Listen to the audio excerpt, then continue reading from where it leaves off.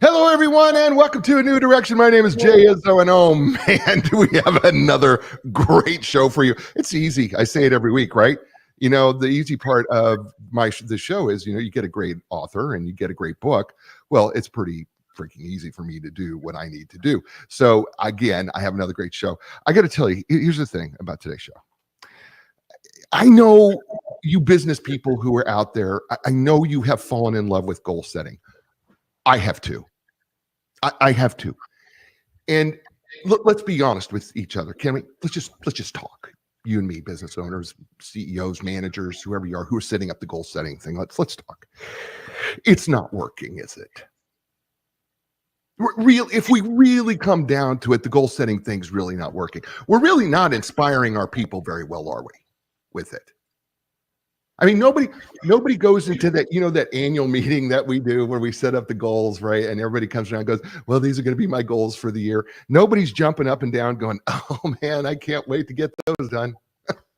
No, they're not. What if there was a better way?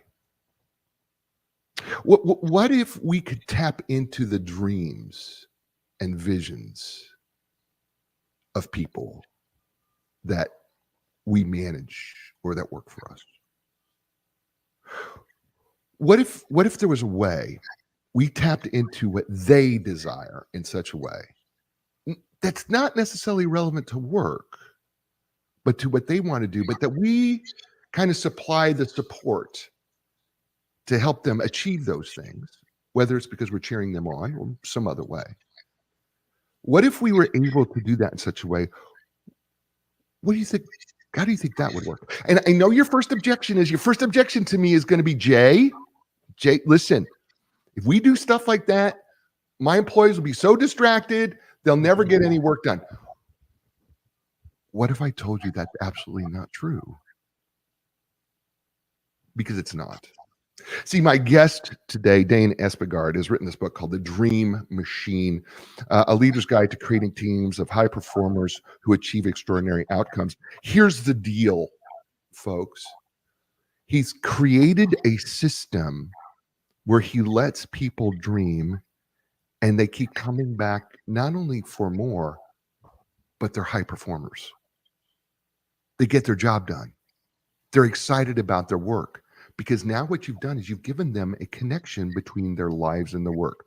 Now, I don't want to steal the thunder because there's a line I'm really am tempted to say here, right? Because, work life and personal life. I really want to say I'm not, because it's his. And so I'm going to let him have it when he does. But we're going to talk to him about the Dream Machine. I'm telling you, take notes on this, because it's absolutely going to be an outstanding, and I believe it's life-changing. For business. I really do. Before we get to him, let's do what we do every week. Okay, folks, we're four-part people: physical, mental, emotional, spiritual people. Fact of the matter is, if we're not growing, we're dying. Okay, we do not stay static. I know you want to believe that you do, but we've got to grow in each of these areas. And so what we do on the show is every week, in case you haven't joined us before, and thank you for doing that, we have you rate yourself on a scale of 1 to 10 of where you're at in these 4 areas. 1 being, can't get any worse. 10 being, it can't get any better. 5 being average. So for example, let's say the physical, right? How would you evaluate yourself, 1 to 10, in terms of eating right, getting enough exercise, drinking enough water, getting enough sleep? Okay, if you have a low number here, don't be alarmed. Okay, that's a starting place of where we can go from here, right? So if you're 2, let's just try to get to 2.5. Okay, not to a 10. You're not going to go from a 2 to a 10. Okay, that's not going to happen, right? But how do we get from a 2 to 2.5? Right? It's simple things, right? Maybe if you're not exercising, take a walk for a few extra minutes. If it's not eating right, and you got your hand in a bag of chips, maybe roll it up and get rid of them, right? Drop the sodas, stop the sugar, right? There's all sorts of little things that you can do along the way, right? So that's your first number. Second number is your mental intellectual number. You could sit on the Dream Machine all day. You could sit on it. You could absolutely sit on it, lift your hiney up in the air, and you could sit on. You are not going to absorb one thing by sitting on this book. You're going to actually have to be an active participant and read it. And that's the thing about intellectual and mental knowledge. If you want to grow in wisdom and knowledge and understanding in your life and in your world and in your career, you have to be an active participant right? And that could be reading a book. It could be listening. I tell my clients, listen to a book. I'm okay with that if you listen to a book, but here's the deal. Before you leave the car, wherever you listen to it, write down one thing you're going to take action on that you just listened to. I don't care if the action is I'm going to do a little research. I don't care if the action is I'm going to change my mindset here going into the office, whatever it may be. Take some action on the basis of what you listen to. Don't just listen to a book because you're just sitting on it, right? So on a scale of 1 to 10, how you think you're doing intellectually, right, mentally? Second number. Third number is the emotional number. Dr. Daniel Goleman has written a ton of work on emotional quotients, emotional intelligence, and it's all good. It's all good. I break it down this way very simply. The first part is how would you rate yourself in terms of being able to control your emotions under stress and pressure? Right? Now, before you go, oh, I'm a 10 in that, right? How did it go today when you were driving down the highway and that guy cut you off? Right? All right. Second part of it is how well are you able to tap into and understand the emotions of another person? Oftentimes we call this empathy. I want to take it a step further, right? It's more than empathy. It's having the emotional vocabulary that you're able to truly understand this other person. By the way, if you want to really get into your people at your work, right, it's got to be more than just these are the goals that we've written down for the year. How are you emotionally connecting with them? And I think this is the beauty of this book, by the way. The beauty of this book is that there's emotional connection all over the place in this book, right? So a scale of 1 to 10, how would you say you're doing emotionally? And finally, the fourth number is spiritual. And I know a lot of you challenge me on the spiritual part of it. Listen, we all live by faith.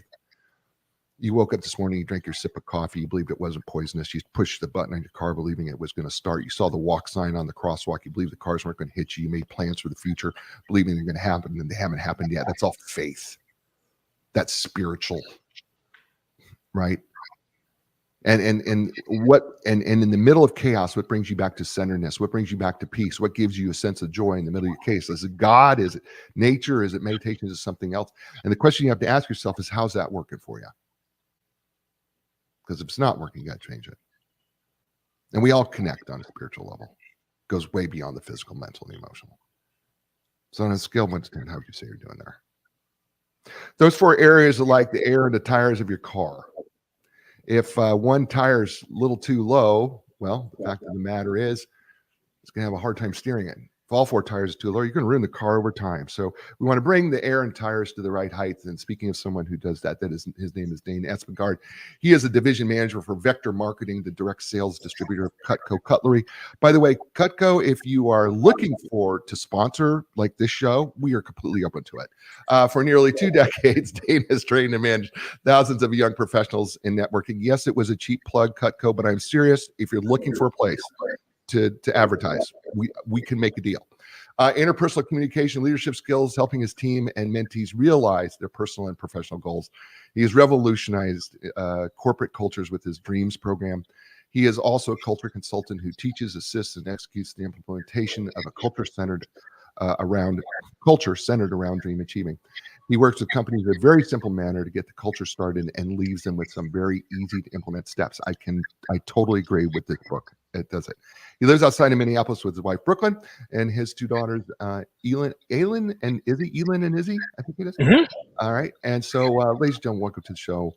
And I don't think it's probably going to be last time. Dane Espegard, welcome to A New Direction, brother. Happy to be here. And yeah. I do have one edit. We have a 1-year-old also named Sunny. So we have 3 daughters now. Oh, and we have Sunny. Sunny, I am so sorry. If you're listening to this when you can really understand, I apologize to you now, Sunny. Okay. We'll get you a set of Cutco knives. We'll can handle those. Okay. We'll do that for you. All right. So Dane, let's dig into this book, which I really love, by the way. I want to dig into, because one of my favorite things, the book is right behind me. In fact, it's called Mindset by Carol Dweck. Mm-hmm. And you start off in chapter 1 saying, we've got to embrace if we're going to do this, the dream machine, and we've got to embrace a growth mindset. Let's talk about the connection of growth mindset with the dream machine that we're trying to create here. Yeah, I love Carol Dweck stuff as well. I think that whenever we're trying to implement any culture or standard within our organization, like it's so important just to look at how would I describe the current state of affairs there. And I think that there's nothing more important than trying to instill from day one that somebody's on the team that we operate with a growth mindset. And to me, that means, we approach problems with the solution mindset to say, hey, this problem is just an opportunity, right, for us to figure out a better way to do what we already have been doing. Growth mindset means, I work with a lot of people on my team that have been here for 10, 15 years with the idea of, hey, growth is an expectation. You should always be growing your business. But at the same time, how can we do it with cutting back the amount of hours that I'm working per week, right? But never cutting back and cutting the business, but saying, hey, I can end both this situation.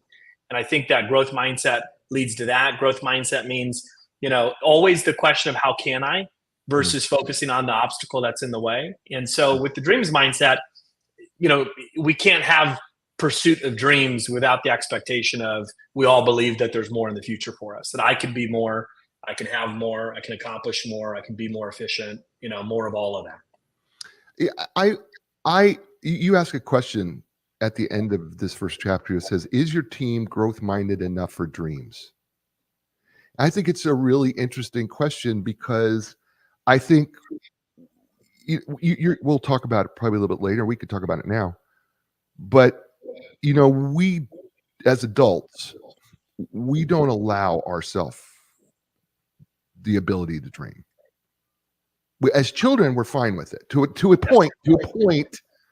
Then there's an age which we go, you can't dream like that anymore, and we squelch it. Mm-hmm. So I think the piece is, when we are in this growth mindset, there's a part of that has to embrace, and I'm not sure how to make the connection, so I'm hoping you can, between that dreaming and the growth mindset piece, because we've been told not to do it. Yep. As we've aged.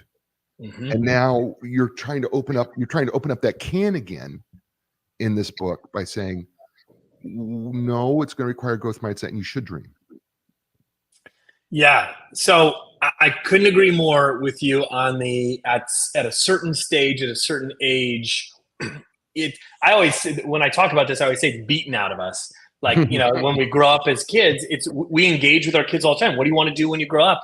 And I don't know anyone that looks at their 7-year-old and is like, come on, that's ridiculous. You can't do that. What do we say? We say, yeah, for sure. That's so great. And we just see the best in it. And then, I think it's a two-part thing of, you could say school system. I'm just going to say society, and then also parents. As parents, right, the last thing what we want to see is our kids struggle and hurt. And so what do we do is, as they get closer to, we'll say, leaving the nest to go off to school, we say, we got to pick, what are you going to do? We're going to ask this 16-year-old or the 17-year-old with all this life experience, what do you want to do the rest of your life? It's like, well, that's a tough situation to put them in. And then when they do say things that are out of the norm, what do we want? We want security for them. We want stability for them. And so a lot of times parents will steer their kids, not with that intention, but they'll steer them away from their dream, and they'll steer them towards stable and secure, right? And stable and secure of what their generation was. Sure. And so that happens, and those people go into the workforce, and a lot of times they're not, jumping out of bed in the morning with excitement about what they're going to do. But I think that this also kind of messes with this belief that we're meant to do one job. I don't think I was born to work with knives, right? But why am I alive every day? Because I'm pursuing this amazing life, and this is, the vehicle for that.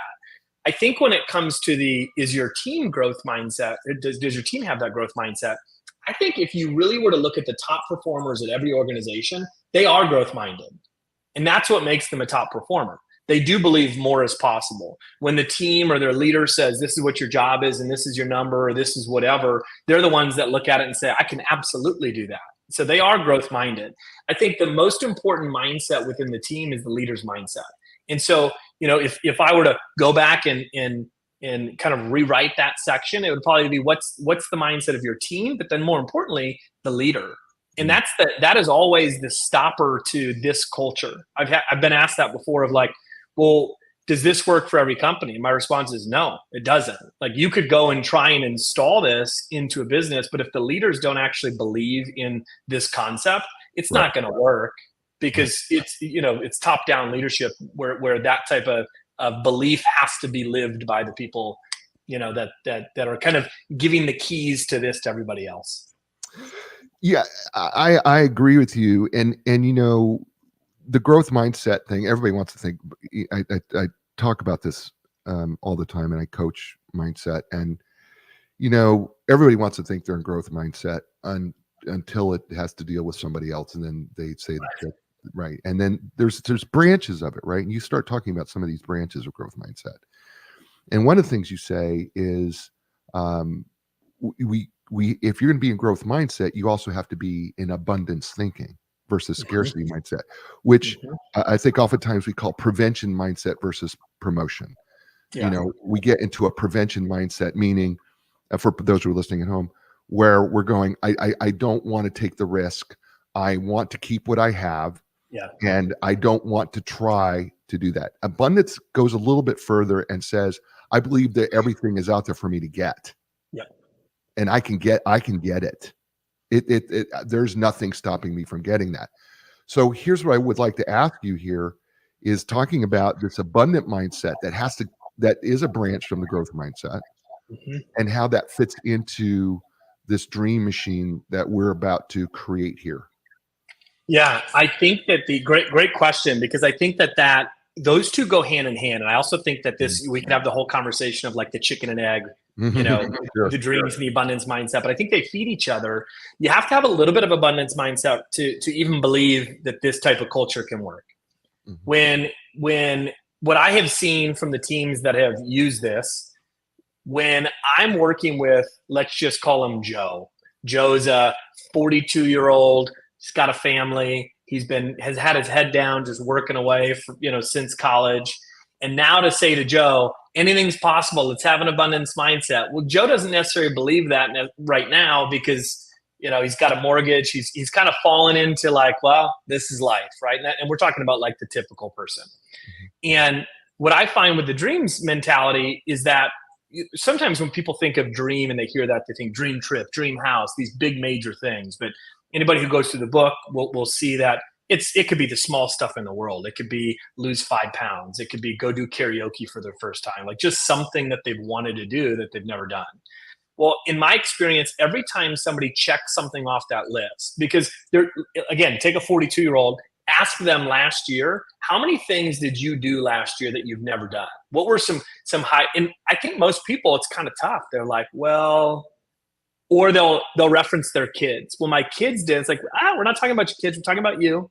What did you do over the course of this last year? And what happens is there's not a lot. There's not a lot of highlights for many people. And so the idea is, can I get the team members to just get some small wins, right? Can I get them to cross one dream off the list in the first quarter that we do this? And it could be sign up for gym membership. It could be, 30-minute or 30 days of prayer. It could be whatever they want. But what I tend to notice is that when they do that, they check it off the list and they go right back to the list to say, what's next?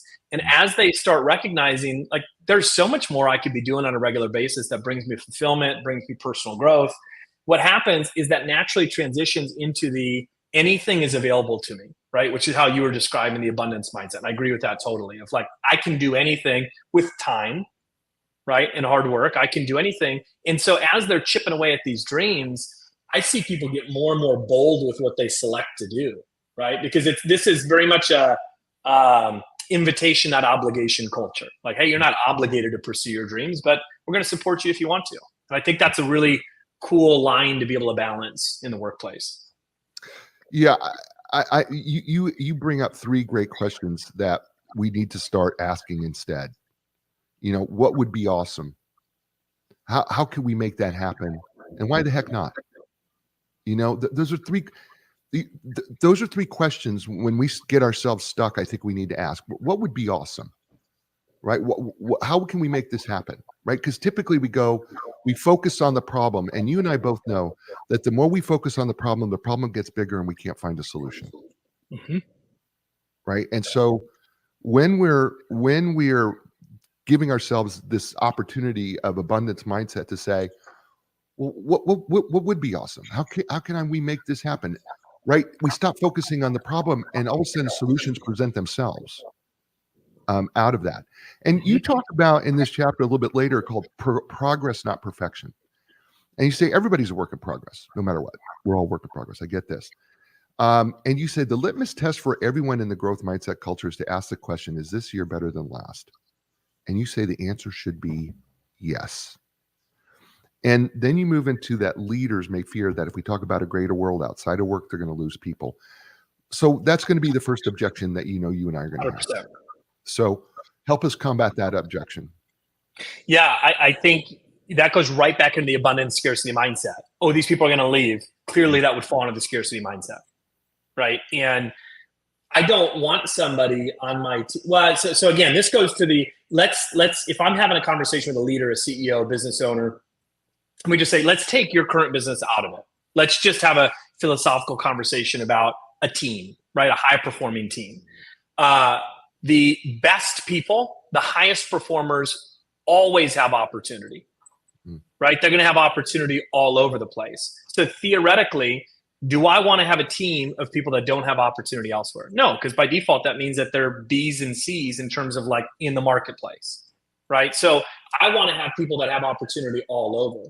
But what I know from being in the business world is that people don't necessarily leave jobs, they leave leaders.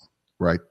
And if I am constantly instilling in them, hey, bigger and better next year because bigger and better you, I'm not talking about work performance, but it's impossible in today's world, unless somebody's independently wealthy, for them to have this big, amazing year if they're not also crushing it in the workplace. And this is a belief that I have, that if I'm pushing them to be more and be bigger and be better for the sake of them living a better life, well, they're going to look at how can I fund these things? I got to be better at work, whether that means produce more, whether that means be more efficient with my time, whether that means create a team within my team.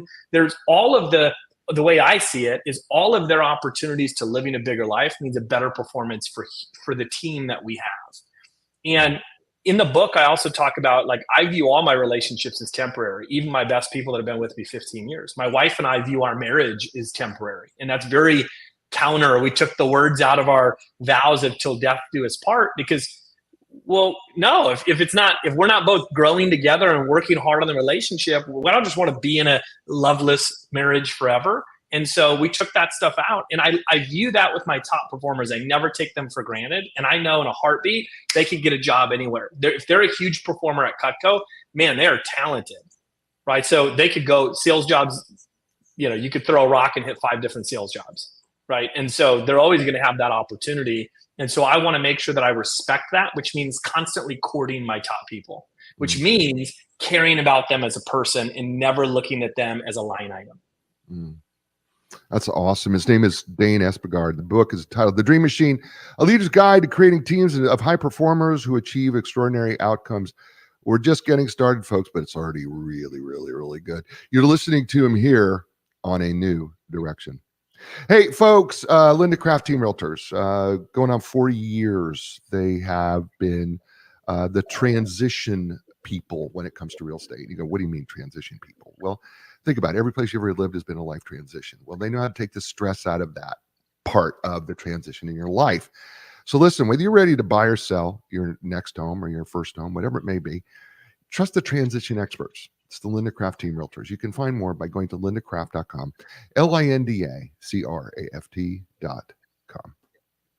And we're back here on A New Direction with Dane Espegard, his book, The Dream Machine, Leader's Guide to Creating Teams of High Performers Who Achieve Extraordinary Outcomes.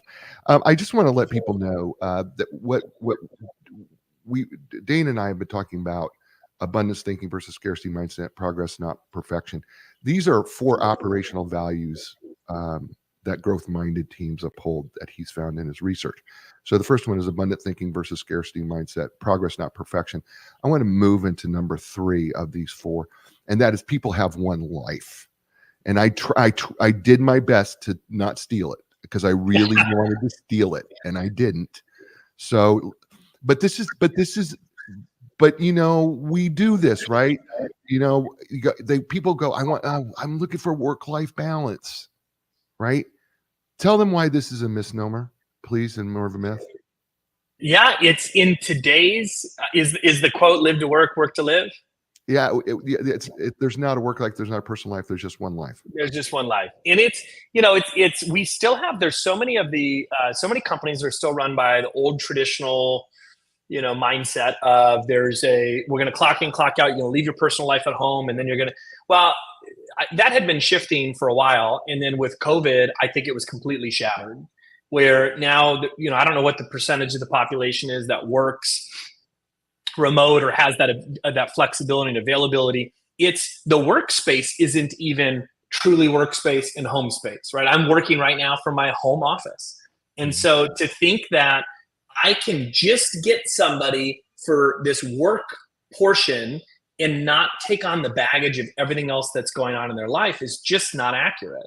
And I'd be fooling myself thinking like, oh, they should be able to deal with that and come. No, it's impossible if anybody's been married and you're in a tiff with your husband or wife at home, you take that baggage to work the next day, right? As much as we'd like to not, it's pretty obvious. And so when I think just to accept it and say, look, the people that work for me, they have one life. And the more that I can speak to the whole life and not just their work performance, the more it also humanizes me. The more I share about my personal life, because you can't do the dreams, culture if I'm not willing to live my life out loud and share with my people to say, hey, here's what's going on personally. Here's what I'm pursuing personally. And here's how work is involved with that. What that does is it opens up a total different level of relationship that now my team member and I can have. Because when we start our interactions, I'm not saying, hey, your performance last quarter. I go right to, hey, Jay, tell me about the family. Jay, tell me about, I know last time we talked, you had a dream of traveling to, going on a road trip with your family for 2 weeks. Did you guys book that? How's that going? And then we can transition into the work stuff. But so many leaders say, I care about my people, but they couldn't tell you 3 things about the person that are different from last year, right? Most of the stuff they know about the person are probably from when they onboarded that individual, and it's not new stuff that is happening in their lives. Right. And so I think that the human relationship increases when we can connect with somebody on the full picture and not just that work side. Well, and then I want to look at it from the other end. Let's look at it from the employee end, right? Because I think there is the employee tries to compartmentalize it. And I don't think that's possible, right? I mean, you have to accept as an employee that it's one life. You don't walk into the door thinking, okay, I'm turning off my personal life and now I'm in my business life. Yeah. And so I think, we look at it from the business standpoint that we got to treat the employees this way. But then from an employee standpoint, you have to kind of go and accept the fact that it's one life. Mm-hmm. What you're doing here, you may be going to earn an income, right, in your career, but all of you is still there. Yeah, you cannot separate yourself out personally from that. And so while we can look at the corporate side and say, well, they need to do that, and we're out. That's absolutely correct. But we got to accept it too on the employee side. I mean, right? I mean, we can't 100%. Yeah. Because because when I think about what you're doing here, I have to have buy-in to what you're asking us to do. We're going to talk about the dream part, but that means I have to, as an employee, have to accept that as well. And sometimes that's a tough thing for an employee to do. Mm-hmm. Am I missing it there, or did I go off some deep end there? No, I think you're totally right. And I think that this ties into the previous point of we're a work in progress. Because one of the things is, well, I don't necessarily want to share all my personal stuff here at work because it might not all be put together. Of course it's not put together. We're a work in progress. So who you are today, I would assume, is better than who you were when you started with us. And I would also assume 1 year from right now, you're going to be a better version of you, which means your stuff will never be all together. Anybody who has a family knows if this kid's not sick, this kid's sick, right? Jay, just yesterday, we had our first bout of kid lice run through the house, right? So any listeners had kids and gone through that, this is my first time going through it. So I had that opportunity yesterday. And I know my work team enjoyed that conversation that I had with them yesterday, where I jumped on and I said, hey, as always, I need to let you know where I'm checking in at. In other words, I'm about to run a staff meeting, but I need you guys to know what's going on in my world so you understand if there's a different tone here.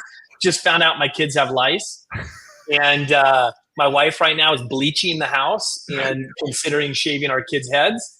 So that's where I'm coming to you guys at. And they love that I'm unapologetically me in that, which, hey, they could believe whatever they want to believe. We got a dirty family. We got, whatever they want. But the point is, I share openly with that. And I think that it provides the atmosphere and environment for my team to also be open to sharing, like, hey, here's what I'm struggling with. Here's what I'm working on.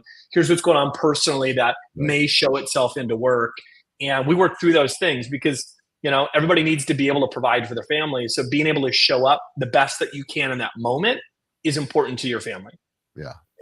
I'm only laughing because because I know that whole thing that happens where I'm picturing the wife, trying with a bottle of Clorox in one hand and a shaver in the other here, about ready to, right. And just hoping she doesn't get the two mixed up. You know what I'm saying? Right. That's how it's the only reason I'm laughing, I think, is I can picture the chaos. You're not far off. Yeah. Chapter 2 is called Embracing a Dreams Mindset. And you say, and we talk about this a little bit, dreams mindset is an extension of the growth mindset. It asks what if or how can we? What is the difference between dream mindset and simple goal setting? Yeah, I think that's an awesome distinction to make. I think that, I've been in sales management, leadership, whatever you want to call it, for 20 plus years. And I've done the goal setting workshops forever. I've also been in the goal setting workshop. And I think most people set goals that they know they can hit because we want to hit our goal. If I'm handing this in to work, I want to look good and hit my number. So I'm going to set something that I know is within reach. Massive transformation doesn't happen when we're pursuing something that's within reach, right? And anybody, if they were to truly look at goal setting, would believe that, hey, it's not about the goal, it's who we become in the process. It's reaching further than we've ever reached. And it's not about hitting it, but what do we learn through that and allow us to reach further? So what I think that dreaming does is it allows us to be ungrounded in that process, to say, hey, Jay, when I'm taking you through this dreaming exercise, I don't want you to even think about how could I pay for this? When would this happen? And when you write these down, you're not even committing to them. You're just saying, if this were to ever happen in my life, that'd be pretty cool. I'd be really excited about that. So what it allows us to do in that process is get just a crazy amount of things down on paper that would light them up, right? And most of the people that go through the workshop the first time, they might get 150 to 300 down on their list between the 9 categories. I have people on my team, a handful of people that have over 1,000 dreams on their list. And so what's great with this is that as they're going through that process and they're starting to understand, like, hey, these are dreams, but I can make them goals to say, I'm going to try and work towards this year. But I think that it allows them to have no obligation to it, which I think is really important. Goal setting, you know how it goes. If you're behind in your goal, you feel a certain way. It's like, I don't want that around the culture of pursuing our dreams. Right. Here's one of the things that you say about one of the differences, and I brought it up in the intro, was goals aren't particularly inspiring because they don't propel people into action. Yeah. Whereas dreams do. Let's talk about that just a little bit, because I think it's a really, really great distinction between goal setting and dreaming. If we want to, so if I don't change what I'm doing currently, I'm just going to get more of the same, right? You said it in the intro too, of like, stagnant, growing, dying, the whole conversation around that.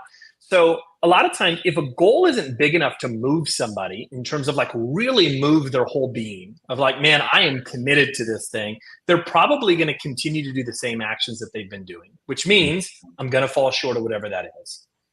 Dreams, to say, I'm going to go after this dream, means, man, I picked that. Nobody told me I had to do this. I chose that dream on my own.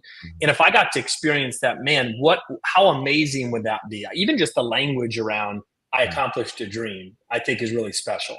Yeah. And in my experience, if we're talking about a dream that, one of the categories is work, finance, career, all of that. But really we're talking about the whole being. And so if I have somebody who's inspired to make massive changes in their health, they're going to have to make massive changes in their habits on the day to day. I got to believe those habits, we all know to be healthier, it means a little more discipline, maybe waking up earlier, making some different choices. That's going to trickle down to their work performance. They're going to have more energy for the day to day. And so what I'm, focused on, if I'm in the people development business, what I'm really focused on is how can I help people have better habits? How can I help them have more drive behind those habits so they stick to them? Right? It's the quote, when there's hope in the future, there's power in the present. Well, if I have a ton of hope for this dream to happen, those tough decisions today become really easy, right? The whole, do I hit the snooze button or do I get up and go work out? Well, if I have a really clear vision of what I'm working towards, I'm going to shift my habits much easier than if it's not a compelling vision. Mm. There is another thing that you have in this distinction piece that I thought is interesting. You say a dream being achieved is often so inspiring that people want to jump on it immediately. That's not always the case with goal setting, is it? Because Coach Jay, when you guys do goal setting, it's almost always one portion of life. Mm-hmm. Very rarely does somebody expand goal setting to say, now what personal goals are you going to do? And what about your relationship? And that's why I think that this really hits the mark, is because what we're saying is, look, I don't have to talk at somebody about their work performance. If I can get them moving towards a better life, work is just one of the pillars that's going to move with them as a result. And then the buy-in from them to the team of they see that. I don't need to point that out to say, do you recognize you're living a better life here because of what we're doing? They recognize that, oh my gosh, this is awesome. I've accomplished all these things and therefore my work performance is improved. Mm. You also make another statement here at the end of it, well, in the middle of this chapter. You say, and I think it's important that you clarify this distinction. Dreaming is not about a bucket list. Help us understand that, because it sounds like a bucket list to me, but you're saying it's not. So help us understand that. Yeah, and I guess my distinction between the two has to do with how I look at bucket lists, right? So maybe this isn't how everybody looks at it, but when I hear bucket list, and whenever I've heard that, I've thought of, this is a list of things that I want to do someday in the future when fill in the blank, right? Even the movie bucket list, which is where I think that kind of garnered a lot of attention. It's a bunch of guys far past retirement that are like, we got to do these things before we can't do them anymore. And what I think that the trouble is with that is, okay, I'm going to put my head down and not live my life for this amount of time so that I can check these things off towards the end of it. That's not inspiring to me. The dreams are things that I am going after currently throughout my life. And I should be getting bigger and better as an individual so I can accomplish bigger and better dreams as that happens. And so these are throughout my life. These are just, hey, it might be in later years. That makes sense for some of the financial ones, or some of the, I want to travel 6 months, something like that. But to be able to say every year, I lived more dreams than I did the previous year. I don't know a better barometer of growth than that, to be able to say, I talk about this in the book, but every year my wife and I go through the same thing, which at the end of the year, we do a little debrief. We kind of like, give each other the annual review that you'd give a team member. And we go through and so we just had our 10-year anniversary is coming up, but we just had our 10-year anniversary trip. And I just went through this year with her on my list. I'm pulling up my phone and I looked at it, I'm like, man, there's a whole quarter of the year left. But I got to see two live comedians. We bought a cold plunge for the house. I got to sit NBA courtside. I got to help my wife get her dream horse. We went to Cabo, took the kids to Disney, went to Playa del Carmen, went to Madrid and Barcelona, went to Greece with the kids. I saw two of my daughters and my wife get baptized, took one of my kids to San Diego Zoo, which was on her dreams list, got to see the total eclipse, went to Dead and Company at the Sphere, took a trip to see family in Washington, bought my eldest a pony. We sold 2 mobile home parks, bought 2 mobile home parks, purchased our first storage facility. I've already hit my savings, earnings, and net worth goals for the year. And we have some relationship dreams that are on there as well. And there was such an awesome moment of reflection to say, this would already have beat last year, and we have a whole quarter of the year left. And so on there included none of my work goals, but without the work piece, that stuff wouldn't have happened. Right. Right. And I think that's the piece to say, I want to celebrate with my team members how they've grown from year to year in their life experiences and who they are as a person. Because I just know if 5 years from now I have the same people on my team and they've all evolved to being a much better version of themselves in 5 years, there's no way we're not hitting new marks in the business world as a result of that. His name is Dane Espegard. The book is entitled The Dream Machine, A Leader's Guide to Creating Teams of High Performers Who Achieve Extraordinary Outcomes. It's outstanding. He's outstanding. He's probably going to have to come back because there's going to have to be a part 2, because I don't think we're only through a couple chapters here, folks. And you can just tell how great it is. You're listening to him here on A New Direction. Hey, folks, Linda Craft Team Realtors, our main sponsor. Got to tell you, you need to check out lindacraft.com, LINDACRAFT.com. I believe it's the most comprehensive website out there when it comes to real estate. And they've been working with people all over the world, right? First of all, they're unaffiliated with any national brand. They are a individual company that for 40 years has demonstrated relationships with people all over the world. And they've created this website that I'm telling you that you can go to, lindacraft.com. And I mean, they have things like how to move with children, right? That's written by a child psychologist. How to move with pets. I mean, they have all sorts of resources available, vendors that they've used over the years that they really, really like and that they've had great service from. So listen, when you're really ready to check out real estate, your first stop should be lindacraft.com. I'm telling you, it's a great website. It does have listings and things that are available, but at the same time, there's just so much more information. Just go to lindacraft.com. And we're back here on A New Direction with my friend Dane Espegard. He doesn't know we're friends, but we are now. But that's okay. I'm going to do it anyway. I got you at least to chuckle a little bit there, Dane. That's all right. Chapter 3 is the Dreams Retreat. And I'm bumping ahead a little bit here because you have a Dreams Retreat that you do with your people. And I think this might be kind of hard for people to wrap their mind around a Dreams Retreat. So let's kind of, in the last 10 minutes that we have here of the show, let's talk about the Dreams Retreat, what that might look like, and how it works in a general sense. Yeah, and also, I think I give context to this in the book. Ours has grown to be in a Dreams Retreat, and I think that it may be difficult for somebody to see going from nothing to a Dreams Retreat fully. Mm-hmm. So what it started with, in what most companies add in first, is a 3 to 4 hour session of already a meeting, year-end planning or something that they have. Right. And then it can grow from there. What we've grown ours to now is an offsite. We do ours in August. It just works well with our annual calendar. And it's a 2-day event. And it just gives us a lot of space. It's still only probably about 4 to 5 hours of material, but it's spread out over 2 days. And what I love about that is it gives tons of connection time and also gives people the space to just really focus on them. So what we do during that is that the first portion, we do a couple things to get people into that abundance mindset before going through the exercise. And that first exercise is the brainstorming. We call it dream storming portion. That's the largest amount of time.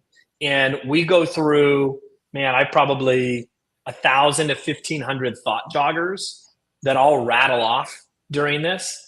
And people are just going to town, making their lists, coming up with as many as they can. And then from that, we do little breakouts where we'll do what we call dream sharing and stealing. And during that, what's nice is you can put like actual teams together that work together. And they really get to know each other well, because what they'll do is they'll share 3, 4, 5 from each category that allows them to steal some from others. But they also get to see some similarities from other people in their group, which can build some cool connections and bonds. And then the last portion of this is that we'll actually do the next year planning, if you will. And so we'll have them take their entire list and they isolate. The first step of this is, hey, find 10 to 20 that, and I'm very particular on my language. It's find 10 to 20 that could maybe potentially, possibly happen in the next 12 months. I love it. So we put every little softener, that we can there to say, you're not just, what could you maybe see happening? They'll make a smaller list of that. And then we just give them space to research. Because I know that, with all the hats that we wear, from parent to spouse to employee to whatever, we just don't give ourselves the space to do this. And some of the biggest culprits of this are leaders of organizations, where they teach all the time, but they don't have the time to actually, give themselves the space. So we provide the space to say, hey, I want you to research. If you were to go to that place this year, how much would it be? When would it be? When's the best time? And so what happens is they get the 10 to 20 down to maybe 5 or 6 or so, that they can say, I can actually see myself doing these this year. And then what they'll do is they'll commit to one. So at the end of the event, it's amazing. We have everybody go around and they share what's the one thing that you're committing to getting done this year. And sometimes we'll do quarter or, next 6 months. And it's really neat to hear people share that. And then what I used to not have, and now we have now it's been created now, is a SaaS product that everybody puts their dreams list into. And what they do then is they activate the dream, and they can put little calendar dates on it. And then I get reminders of all of the calendar dates of everybody on my team. So this has been, we've only had this since January, but I used to try and manage like 100 different dreams lists all in Google Sheets. And you can imagine it was a pure nightmare. And now this it's called the Dreams Vault. But what it does, every Monday, I get an email with anybody who has an associated date coming up that they have for one of their dreams. And so I just spend 30 seconds sending text messages on Monday to say, hey, Joe, I saw that you're, supposed to be booking that trip this week by Friday. Good luck. Let me know if you need anything. Right? Hey, I saw you should have, whatever, right? But it allows me to stay engaged with their dreams longer than just that initial dreams retreat. Let's talk about buy-in, right? Mm-hmm. Because you do make a point in this book that saying, hey, listen, you got people that are all over the place on this when you bring this up. Yep. Right. When you start doing this, we got people who are, everywhere from the no way to the skeptic to the I'm somewhere on the fence to okay, maybe I'm leaning into it, to the person goes, oh yeah, I can't wait to do this. Let's do this. How do we deal with this? We could get some buy-in here from those people who are kind of like going, Dane, I think we need to check you here because I think you may have lost it. Okay. How do we get them on board here? Yeah, I think that's another great question in terms of just like the practicality of this whole thing.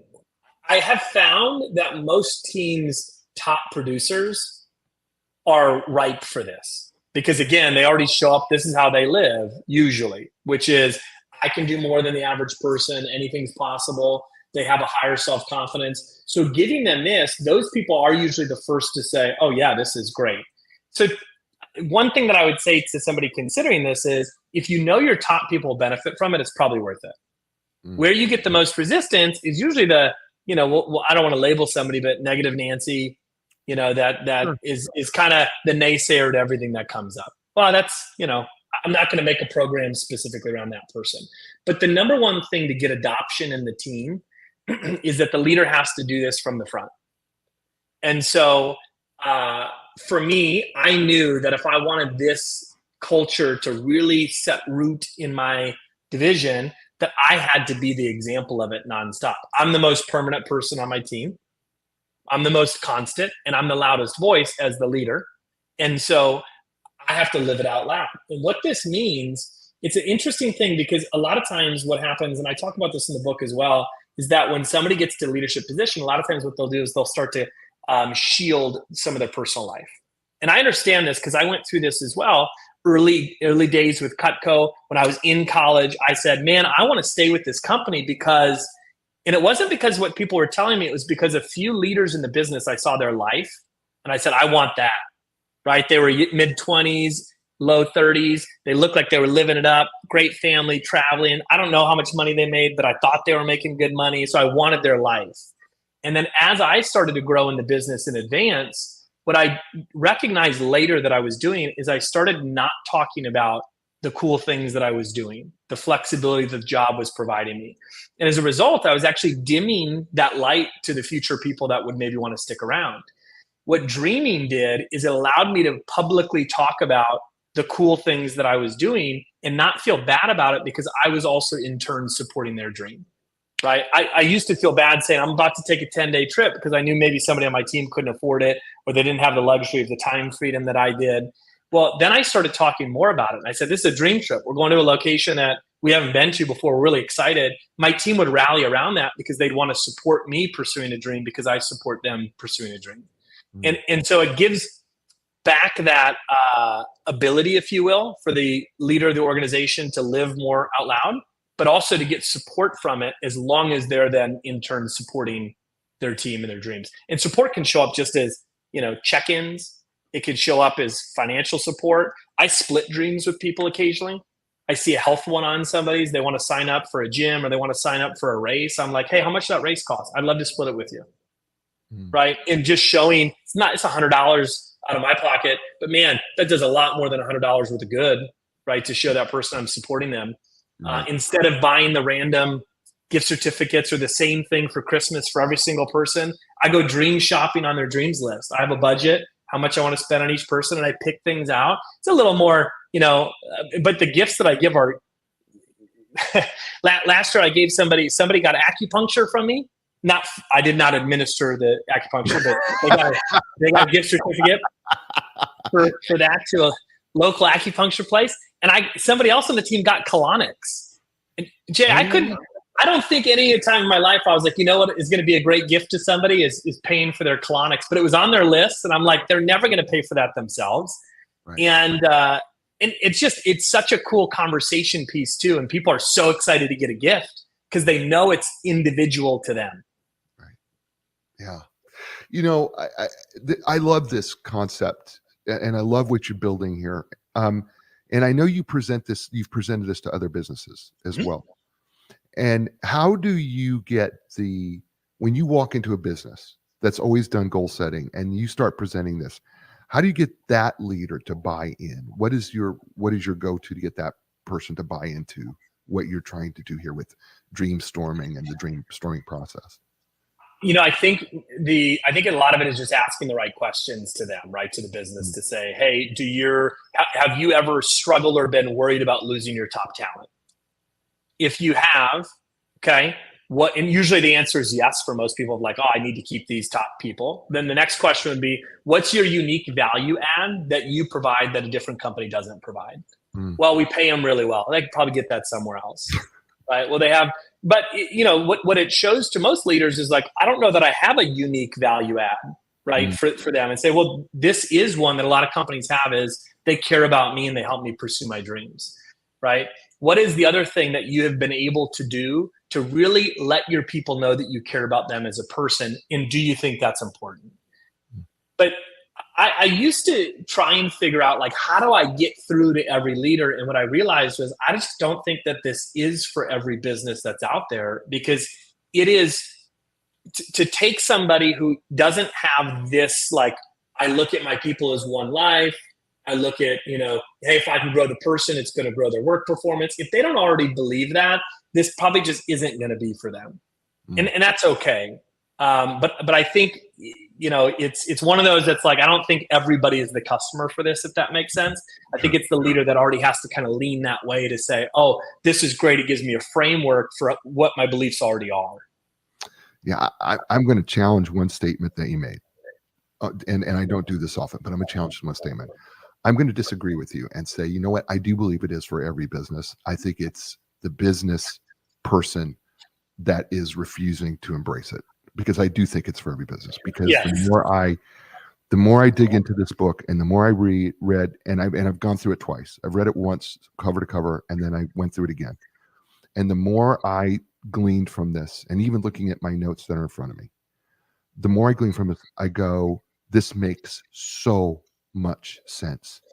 We're doing this the wrong way. We're trying to get people to do goals, when if we would work as that, this holistic person is a person that comes to work and brings whatever they have, and we could work on their dreams.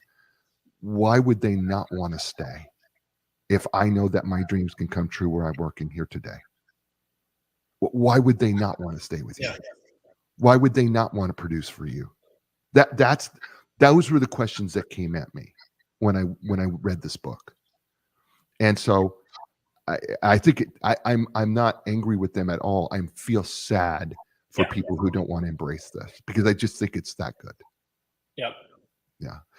Listen, man, we've done an hour, and thank you. This has been a lot of fun for me. I hope it has been for you. Tell people how they can get a hold of you. Yeah, they can go to thedreammachine.com. They could also go to just daneespegard.com. And then also on socials, all the social medias, I'm on there at Dane Espegard. I think I'm the only Dane Espegard that I've seen online. So just Dane Espegard is my my Instagram and LinkedIn and stuff as well. But that's the easiest way. And I'm still the one that answers all my stuff up to this point. And so yeah, I'm pretty easy to find. Awesome. Thanks, Dane. Stay with me, will you please? Folks, it's the show. You know what I say to you every week. You're in control of three things: your attitude, your effort, and your resiliency. The fact of the matter is, life is not always going to be fair, and you are going to experience things that don't go your way, but you are always in control of your attitude.